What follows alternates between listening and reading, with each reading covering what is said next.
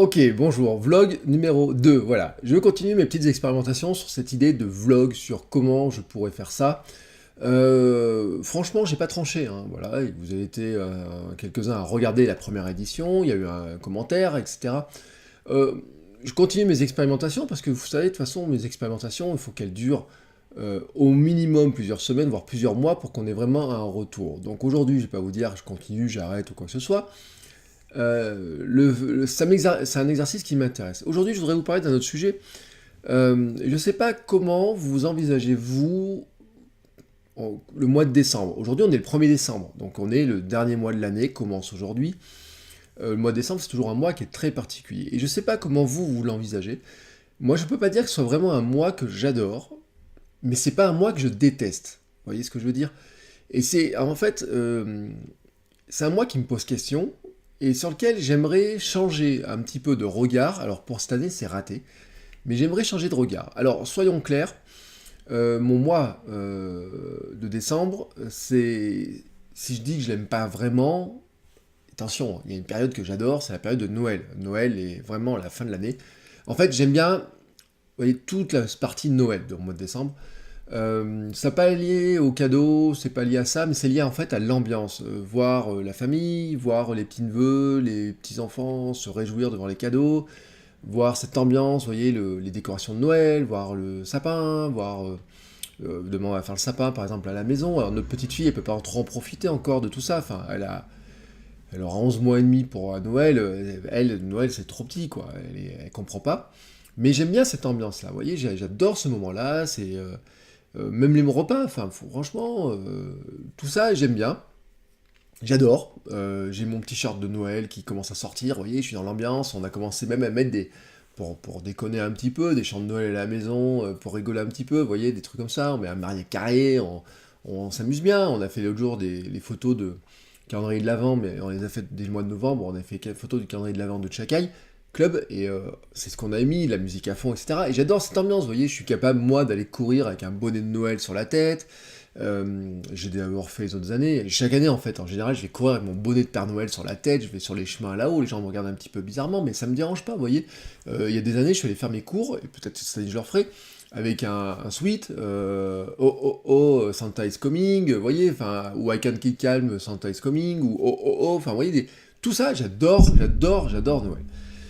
Mais en fait, ce que j'aime, il y a deux moments que j'aime pas trop dans Noël, c'est les tout derniers jours, vous voyez, là, entre Noël et le Nouvel An, là, cette période-là, cette dernière semaine. Et puis j'aime pas le début du mois de décembre, j'aime pas le début du mois de décembre. Voilà. En fait, c'est ce début de mois de décembre, et cette ambiance, j'aime bien l'ambiance Noël, mais j'aime pas finalement, vous savez, la pression qu'il y a sur le mois de décembre. Et nous, la pression, elle est assez forte à la maison, parce que c'est toujours le moment où on se dit, ouais, est-ce qu'on a fait notre chiffre d'affaires? Est-ce qu'on arrivera à... Est-ce que l'année va s'équilibrer sur le plan financier? Euh, Par rapport à la boutique de thé, par exemple, il y a des impératifs de chiffres qui sont assez forts, parce que c'est un gros mois de vente, c'est le plus gros mois de vente, et il faut pas se louper.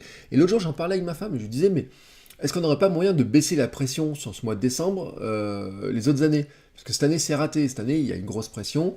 Elle va avoir un mois de décembre de dingue, justement, par rapport à ça, pour arriver à faire le chiffre, par rapport à vendre tout ce qu'il y a à vendre.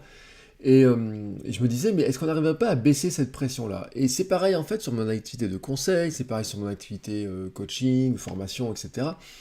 Le mois de décembre, c'est toujours un mois qui est très compliqué, parce que on a presque l'année se joue parfois sur ces derniers jours, ces derniers mois.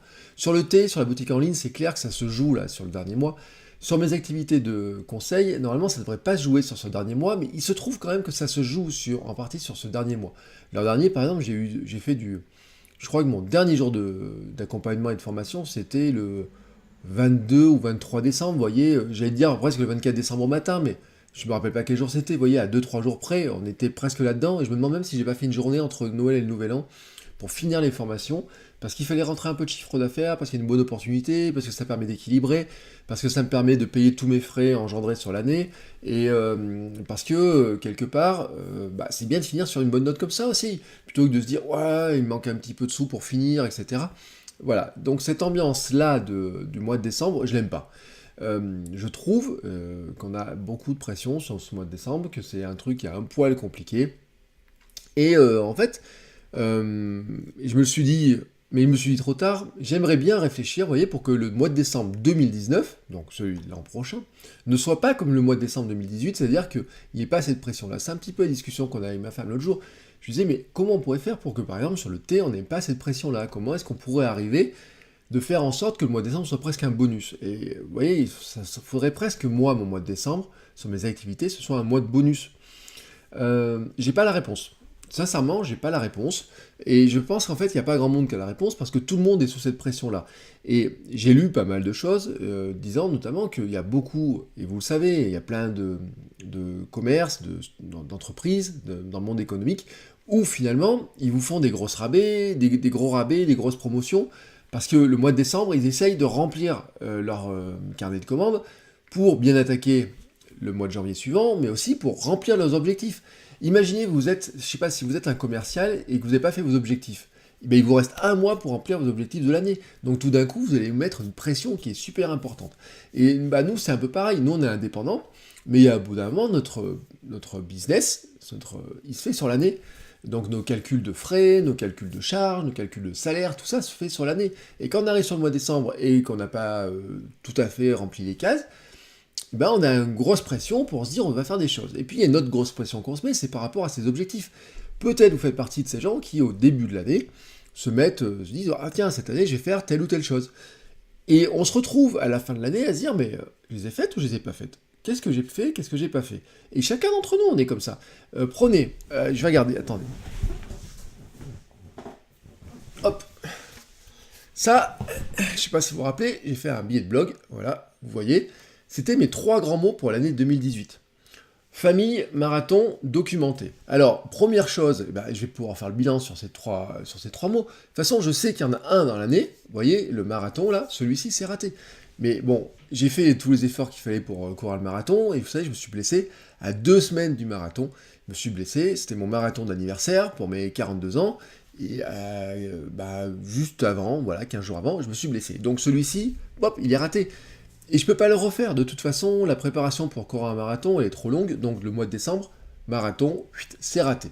Ensuite, si je regarde famille, bon, priorité sur la famille, bon, j'étais papa cette année, c'est mon premier bébé, j'ai organisé beaucoup de choses pour que là-dessus, ça colle, et là, je suis vraiment content de moi. Documenté, là, j'ai des vrais questionnements, vous voyez, sur documenté, je me dis, est-ce que tu as bien documenté ou est-ce que tu as mal documenté? Alors là, je peux pas trop le dire par moi-même. En fait, je pense que c'est plus vous qui pouvez me dire est-ce que j'ai bien documenté ou pas bien documenté ce que je fais. C'est clair qu'il y a des choses, par exemple, sur les vlogs, sur filmer mes journées, montrer ma journée, je l'ai expliqué tout à l'heure, l'autre jour aussi. J'aurais pu faire mieux sur des choses. Je vous montre une partie du quotidien, mais je ne vous montre pas tout. J'ai essayé de documenter ma préparation marathon, j'essaie de documenter la préparation de tout ce qu'il y a sur la création de contenu, mais en fait, finalement, il y a des choses que je documente pas. Là, peut-être, vous voyez, je me dis, il y a un truc que tu as loupé, Bertrand, il y a un truc que tu as loupé, très clairement, mais c'est trop tard. Enfin voilà, c'est trop tard. Je peux pas vous documenter, par exemple, la préparation du lancement du podcast, enfin le lancement du podcast non, parce qu'il était déjà lancé, mais la reprise du podcast, les coulisses du podcast, je pourrais vous en dire un petit peu plus. Mais qu'est-ce que ça va être? Ça va être 1 ou 2 vidéos, à limite, 1 ou 2 articles, mais la documentation elle-même, si j'ai pas fait les vidéos, si j'ai pas tourné avant, ça c'est raté. Le chiffre d'affaires, c'est pareil. En fait, il y a un truc sur ce truc-là, là-dessus. Il manque quelque chose ici, en fait. Et c'est là, il faut que j'inscrive sur 2019. Mais en fait, la vraie question, c'est... Oui, moi, c'est 3 mots, j'ai 3 grands mots pour l'année. C'est 3 grands mots directeurs, et après, je définis des mots par mois. Et en fait, ma vraie question que je me posais, c'est que ça, c'est comment je réfléchis à mon année en fonction de ces mots-là. Ça, c'est un truc important. Et mes décisions sont prises en fonction de ça. Par exemple, famille. Typiquement, qu'est-ce que j'ai fait?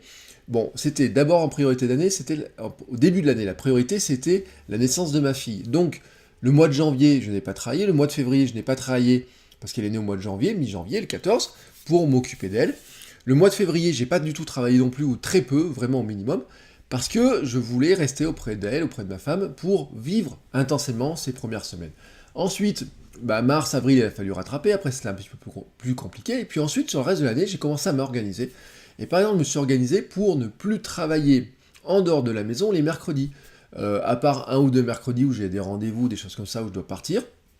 la plupart du temps les mercredis, et ce sera pareil sur 2019, je serai à la maison. Ça ne veut pas dire que je ne vais pas travailler, ça ne veut pas dire que je travaille que 4 jours, en fait je travaille même le week-end, donc ça n'a pas de sens, ça n'a pas de sens.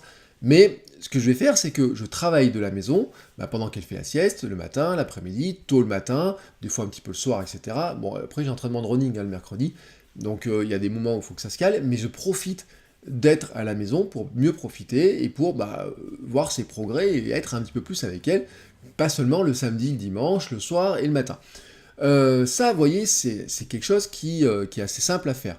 Marathon sur 2019, je peux le remettre, documenté, je peux le remettre, mais là où ça me fait réfléchir, c'est de me dire comment finalement je pourrais remplir des objectifs avant.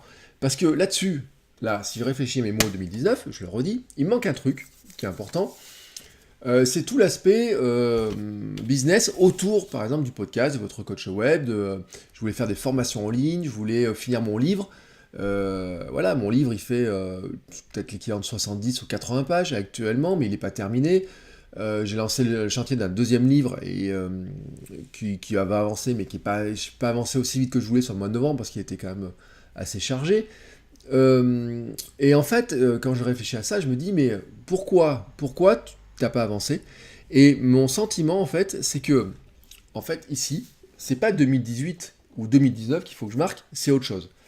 Là où je vais commencer à réfléchir, et je suis en train de lire des choses dans le sujet, j'ai réfléchi là-dessus, c'est en fait de travailler par des périodes qui seront plus courtes que ça.